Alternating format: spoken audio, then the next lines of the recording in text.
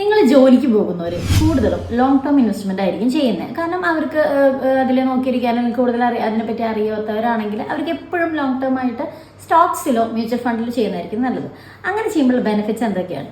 മെയിനായിട്ട് less brokerage, അതായത് നമുക്ക് ബ്രോക്കറേജ് കുറവായിരിക്കും ഈ ഒരു ഇക്വിറ്റിയിലോ അല്ലെങ്കിൽ സ്റ്റോക്കിലോ റെഗുലർ ആയിട്ട് ഈ ഒരു ലോങ് ടേമിലേക്ക് ഇൻവെസ്റ്റ് ചെയ്യുമ്പോൾ. പിന്നെ വരുന്നതാണ് ഷോർട്ട് ടേം ആയിട്ടുള്ള ട്രെൻഡ് അനലൈസോ അല്ലെങ്കിൽ ആ ഒരു വെറീസ് നമ്മളെ എഫക്റ്റ് ചെയ്യില്ല. അതായത് ഷോർട്ട് ടേം ആയിട്ട് എന്തെങ്കിലും വോളറ്റിലിറ്റി ഉണ്ടെങ്കിൽ അത് നമ്മുടെ ഇതിനെ എഫക്റ്റ്, അതായത് ഇൻവെസ്റ്റ്മെന്റിനെ എഫക്റ്റ് ചെയ്യില്ല. പിന്നെ വരുന്നതാണ്, പക്ഷേ സ്റ്റോക്കിലാണ് നിങ്ങൾ ഇൻവെസ്റ്റ് ചെയ്യുന്നതെങ്കിൽ നിങ്ങൾക്ക് ലോങ് ടേമിലേക്ക് ഇൻവെസ്റ്റ് ചെയ്യുമ്പോൾ ഡിവിഡൻഡ് കിട്ടാനുള്ളത്. അപ്പോൾ ഒരുവിധം നമ്മൾ നല്ലൊരു കമ്പനിയിലാണ് ഇൻവെസ്റ്റ് ചെയ്തിട്ടുണ്ടെങ്കിൽ നമുക്ക് റെഗുലർലി ഡിവിഡൻഡ് കിട്ടും.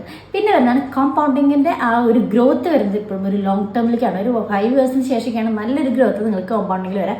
ഒപ്പം തന്നെ ടാക്സ് ഇംപ്ലിക്കേഷൻസ് വളരെ കുറവാണ്. 1.25 ലാഖിന് ശേഷമുള്ള പ്രോഫിറ്റിൽ മാത്രമാണ് ലോങ് ടേമിൽ നിങ്ങൾക്ക് ടാക്സ് വയ്ക്കേണ്ടത്. അപ്പോൾ ഇതൊക്കെ നിങ്ങൾ ലോങ് ടേം ചെയ്യുമ്പോൾ നിങ്ങൾക്ക് കിട്ടുന്ന ബെനിഫിറ്റ്സ് ആണ്. അപ്പോൾ ഇതുപോലെ ഇൻഫർമേഷൻ വേണ്ടി ചാനൽ ഫോളോ ചെയ്യുക. ട്രേഡിംഗ് ബേസിസ് ആയിട്ട് പഠിക്കാൻ താഴെ കാണുമ്പോൾ ഹായ് വാട്സ്ആപ്പ് ചെയ്യാം. ബൈ.